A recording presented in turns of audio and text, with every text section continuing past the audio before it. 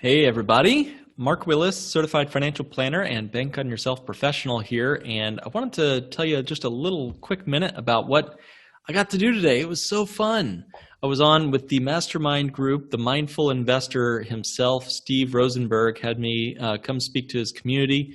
It was amazing. We had a lot of fun, and I had the chance to speak to a pilot in the midst of the coronavirus pandemic, talking about the idea of becoming your own source of financing. Now, I have a lot of clients who are pilots, and a lot of them have gone through some tough times in the last 6 months or so, many of whom are on the verge or even being furloughed or laid off. And that is a headwind for a pilot for sure. Sorry for all the bad puns, I realize. My heart goes out to anybody who's been financially or physically impacted by the virus.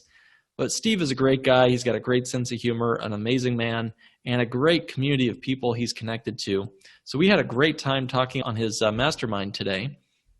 And boy, the group and crowd couldn't have been any better. It was a lot of fun to see them working and sharing together. The power of a mastermind cannot be overstated. So we had a great time. And one of the things we talked about was the idea of a headwind, a nilwind, and a tailwind. So that's what I really wanted to talk with you guys about today.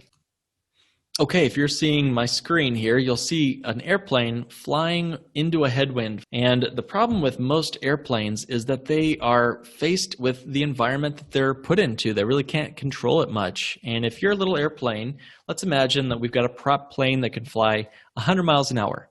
And that's as fast as that little plane can go safely.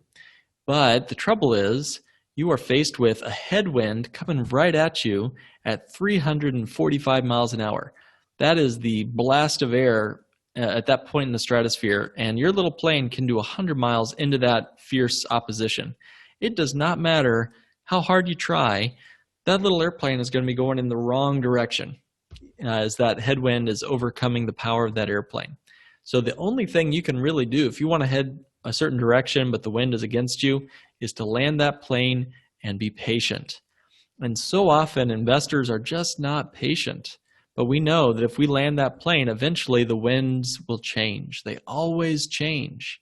And we can wait till that wind dies down and hop back up there when there's what they call nil wind, with no wind to fight against us anymore. And our little airplane will float along at 100 miles an hour. Now, most people think this is as good as it gets. We're as happy and as profitable as our little mutual funds can be. We've got 8% on our mutual funds. And then we might just hear about this financial advisor down the street who can get us 10% on our mutual funds. If that's the case, we'll go running after that extra 1 or 2 basis points or 200 basis points.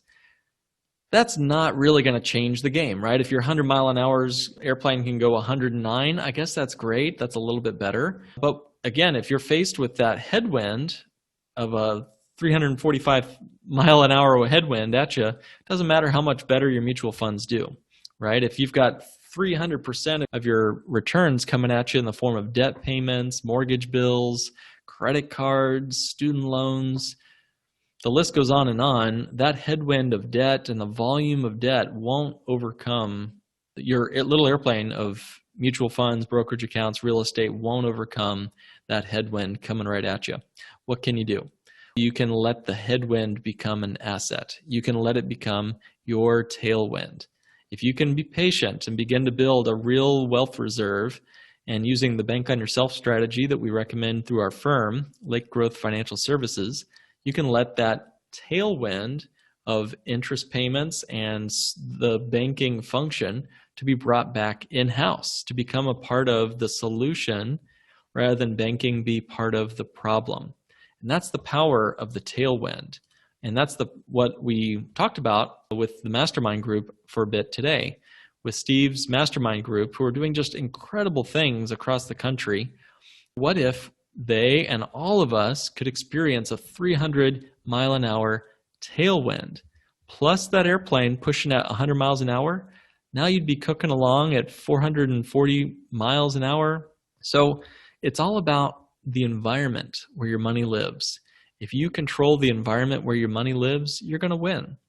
If banks, credit cards, mortgages control the environment where your money lives, they're going to win every single time.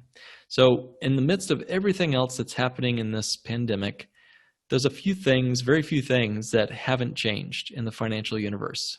One of those things that hasn't changed is banking. Banking is as old as human civilization. There's a book out there called Debt, the First 5,000 Years by David Graeber. The title says it all. Banks and banking have always existed.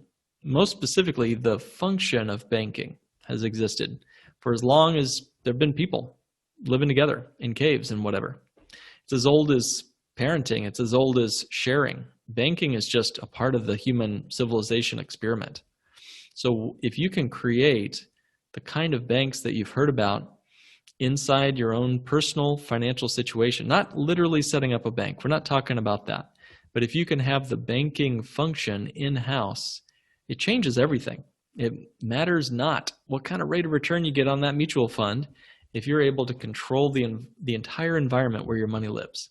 So building a financial airplane to fly with the tailwind is one of the smallest hinges that can swing one of the biggest doors in your financial life. Hope you enjoyed this little video about thinking different about your money, your economy, and your future.